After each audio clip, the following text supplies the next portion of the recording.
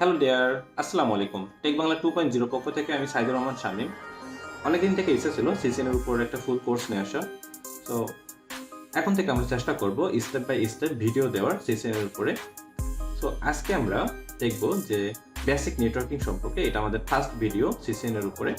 তো চলুন আমরা শুরু করি ভিডিওটি।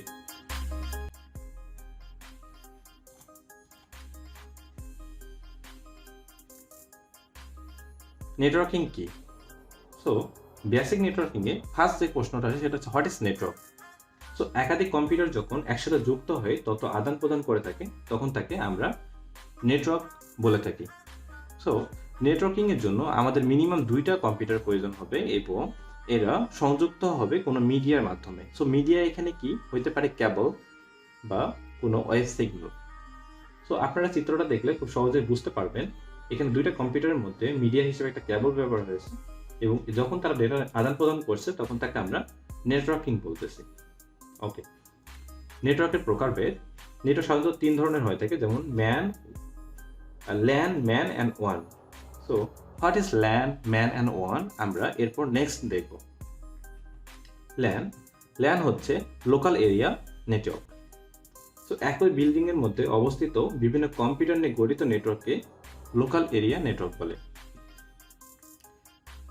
এই নেটওয়ার্কে ডেটা ট্রান্সফার স্পিড 10 Mbps থেকে 1 গিগাবিট পর্যন্ত হয়ে থাকে এবং এর ব্যবহৃত ডিভাইসগুলো হচ্ছে রিপিটার, হাব এবং নেটওয়ার্ক ইন্টারফেস। চিত্রটা দেখলে সহজে বুঝতে পারবেন যে এখানে একটা হাবের মাধ্যমে কয়েকটা পিসি কানেক্টেড হয়ে একটা ল্যান কানেক্টিভিটি হয়েছে। Man, metropolitan area network. একই শহরের মধ্যে অবস্থিত কয়েকটি ল্যানের সমন্বয়ে একটা ম্যান হইতে পারে। তো এই ধরনের নেটওয়ার্ক সাধারণত 50 থেকে 75 মাইলের মধ্যে সীমাবদ্ধ হইতে পারে। এই ডেটা ট্রান্সফার স্পিড 100 Mbps থেকে 1 গিগাবিট পর্যন্ত হইতে পারে। এই ধরনের নেটওয়ার্কে ব্যবহৃত ডিভাইসগুলো হচ্ছে রাউটার, সুইচ, মাইক্রোওয়েভ ইত্যাদি। সো চিত্রটা দেখলে বুঝতে পারবেন যে এখানে একাধিক ল্যান কানেক্টেড হয়ে একটা ম্যান কানেক্টিভিটি হয়েছে। এরপর যাব আমরা ওয়ানের ফুল ফর্ম হচ্ছে ওয়াইড এরিয়া নেটওয়ার্ক। ওয়ান বলতে আপনারা বুঝবেন যে আমাদের ল্যান বা ম্যান কানেক্টিভিটিগুলো রয়েছে এগুলো অবশ্যই ইন্টারনেটের মাধ্যমে কানেক্টেড হয়েছে এবং দূরবর্তী নেটওয়ার্কগুলো কানেক্টেড।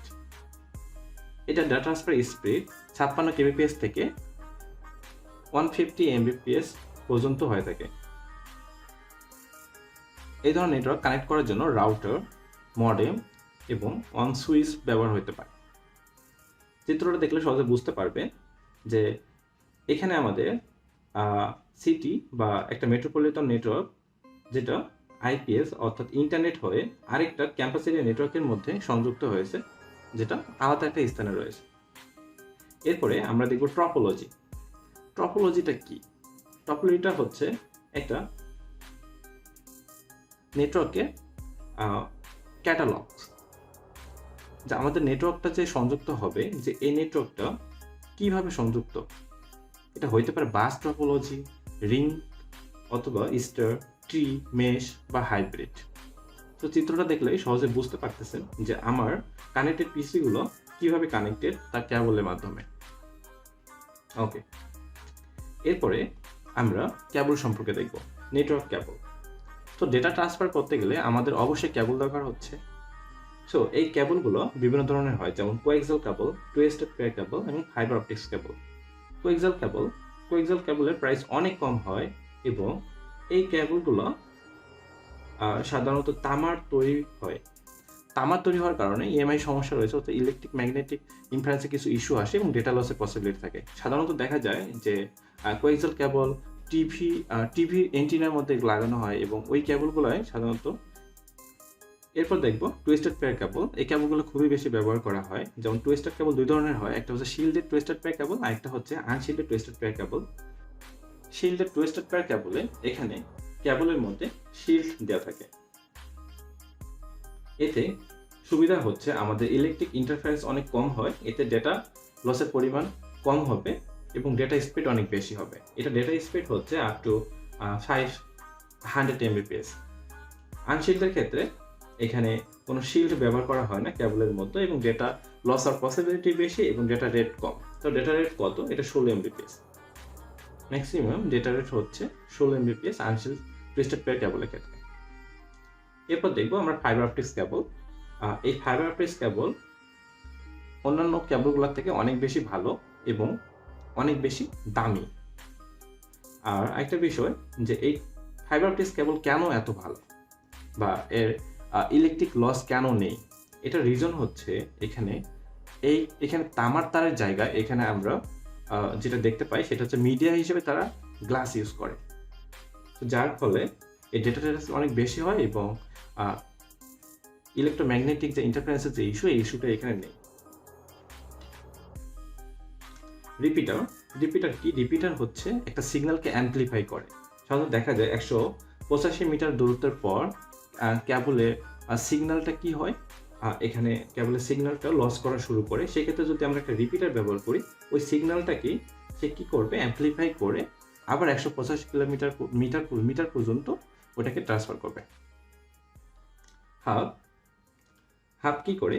হাব নন ইন্টেলিজেন্ট একটা ডিভাইস। এটা হাব হলো একাধিক পোর্ট বিশিষ্ট রিপিটার। ওকে, এটি কাজ করে ইলেকট্রিক সিগন্যাল নিয়ে। সো সিগন্যাল যেহেতু হাব ইন্টেলিজেন্ট ডিভাইস না, সো এখানে যদি কোনো রিকোয়েস্ট আসে অর সিগন্যাল আসে, সে তার ব্যবহৃত সবগুলো পোর্টের মধ্যে সে সিগন্যালটা সে কি করে, ট্রান্সফার করে দেয় অর্থাৎ ফরওয়ার্ড করে দেয়। ওকে, ব্রিজ বলতে আমরা বুঝতে পারি যে এখানে সংযুক্তকারী কোনো একটা বিষয়। সো সেটা কি করে, নেটওয়ার্কের ক্ষেত্রে সে সেগমেন্টকে যুক্ত করে দেয়। এখানে পিকচার আপনারা দেখতে পাচ্ছেন যে হাবের মাধ্যমে এখানে একটা নেটওয়ার্ক, এখানে হাবের মধ্যে এখানে একটা নেটওয়ার্ক, এই দুইটা নেটওয়ার্ক অর্থাৎ এই দুটোর মধ্যে আমাদের এই ব্রিজের মাধ্যমে তার সেগমেন্টটাকে সে যুক্ত করে দিয়েছে। সুইচ হচ্ছে একাধিক পোস্ট বিশিষ্ট ব্রিজ। এটি প্রতিটি নোডের ম্যাক অ্যাড্রেস তালিকা সংরক্ষণ করে, অর্থাৎ বোঝাই যাচ্ছে সুইচ একটা ইন্টেলিজেন্ট ডিভাইস এবং এই সুইচ ওএসআই মডেলের দ্বিতীয় লেয়ার অর্থাৎ ডেটা লিঙ্ক লেয়ারে কাজ করে। রাউটার, আমরা যখন একাধিক নেটওয়ার্কে সংযুক্ত করতে যাব তখন আমাদের অবশ্যই রাউটার ব্যবহার করতে হবে। সো আমরা এই রাউটার নিয়ে নেক্সট অনেকগুলো ভিডিও আনবো। গেটওয়ে কি? গেটওয়ে হচ্ছে রাস্তা। সো আমাদের নেটওয়ার্কের মধ্যে যে কানেক্টিভিটিগুলো হচ্ছে এবং এই ল্যান, ম্যান, ওয়ান সব কানেক্টিভিটিটা যে একটা রাস্তা দিয়ে বা একটা পথ দিয়ে বেরোবে, সেই পথ বা ওই ডিভাইসটাই হচ্ছে গেটওয়ে। এই গেটওয়ে হিসাবে এখানে কি হইতে পারে?